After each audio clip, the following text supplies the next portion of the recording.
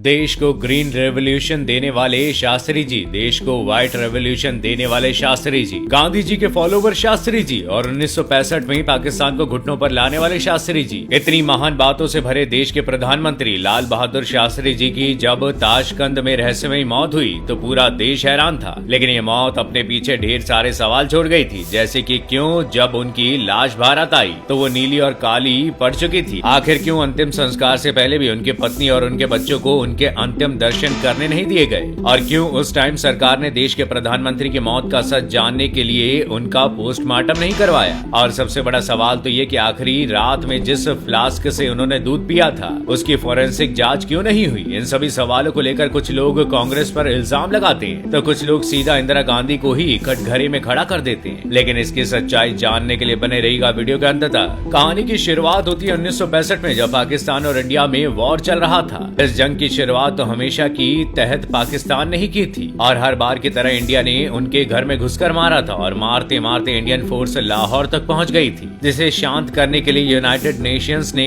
दोनों देशों को सीज फायर करने को कहा। जिसके बाद रूस ने भारत और पाकिस्तान दोनों को ताशकंद आकर अपने बीच समझौता करने की बात कही, जिसे दोनों देशों ने मान लिया। एग्रीमेंट 10 जनवरी को साइन होना था। दोनों ही देश मीटिंग हॉल में साथ बैठे और एग्रीमेंट पर साइन किया, जिसे अगर शॉर्ट में बताऊं तो ये लिखा था कि इंडियन फोर्स जो लाहौर तक पहुंच गई थी वो चुपचाप वापस आ जाएगी। कहा जाता है कि शास्त्री जी इस पर साइन नहीं करना चाहते थे, लेकिन उन्हें किसी के दबाव में ऐसा करना पड़ा। साइन होने के बाद जब वो अपने कमरे में गए तो सबसे पहले उन्होंने इंडिया में कॉल लगाकर अपनी पत्नी और बेटी से बात की, जिसमें वो ये पूछ रहे थे कि इस साइन को लेकर इंडियन अखबारों ने क्या छापा है, जिससे ये अंदाजा लगाया जा सकता है कि वो इस साइन को लेकर इंडियंस की राय को जल्द से जल्द जानना चाहते थे। इसलिए उन्होंने ताशकंद में इंडियन अखबार पढ़ने की भी इच्छा जताई थी, लेकिन उनकी सुबह हुई ही नहीं। शास्त्री जी की मौत या हत्या जो भी हो, उसके बाद कुछ बातें जो सामने आई उसे आज तक कोई भी सॉल्व नहीं कर सका। जैसे भारत आने के बाद उनका मुंह नीला काला क्यों पड़ गया था, जबकि भारत सरकार उनकी मौत का रीजन हार्ट अटैक बता रही थी, और अगर वो हत्या नहीं थी तो उनके नीले पड़ चुके मुंह को ढकने के लिए चंदन क्यों मल दिया गया, ये आज तक किसी को नहीं पता। और क्यों जब उनकी डेड बॉडी को आखिरी स्नान करवाया जा रहा था तो उनके बेटे को उनके पास तक नहीं आने दिया गया। भारत आने के बाद और भी कई ऐसे खुलासे हुए जो बहुत ही चौंकाने वाले थे, जिसमें शास्त्री जी की पत्नी ललिता देवी ने कहा कि जिस फ्लास्क को हमेशा अपने साथ दूध पीने के लिए वो रखते थे वो भारत उनके बाकी के सामानों के साथ वापस ही नहीं आया। और कुछ लोगों ने उनके गर्दन और पेट पर कुछ कट के निशान भी देखे थे, जो क्यों और कैसे पड़े ये किसी को नहीं पता चला।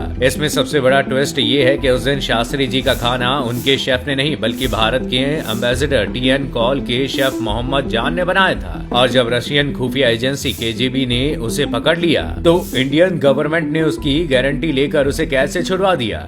शुरुआत में तो इस मुद्दे पर सरकार कह रही थी कि जांच की कोई जरूरत नहीं है, ये हार्ट अटैक ही है। लेकिन शास्त्री जी की मौत के 10 साल बाद 1977 में जब जनता दल यानी कि बीजेपी की सरकार बनी तो जनता दल ने जांच के लिए नागराज कमेटी बिठाई, और इस केस में सिर्फ 2 ही प्राइम विटनेस बचे थे। दोनों विटनेस की उसी दिन अलग अलग जगहों पर एक ट्रक एक्सीडेंट से मौत हो गई। जबकि पत्रकार अनुज धर ने अपनी किताब your prime minister is dead में कहा कि उन्हें सीआईए, केजीबी और उस टाइम की सरकार पर इल्जाम लगाया, लेकिन सच्चाई किसी को नहीं पता। आप ऊपर बताई गई सभी बातों को फेक समझकर ये मानते हैं कि शास्त्री जी की मौत हार्ट अटैक से हुई थी, या आप इसे हत्या मानते हैं, तो इसके पीछे कौन हो सकता है? कमेंट करके आप अपनी राय जरूर बताइएगा, हमें इंतजार रहेगा।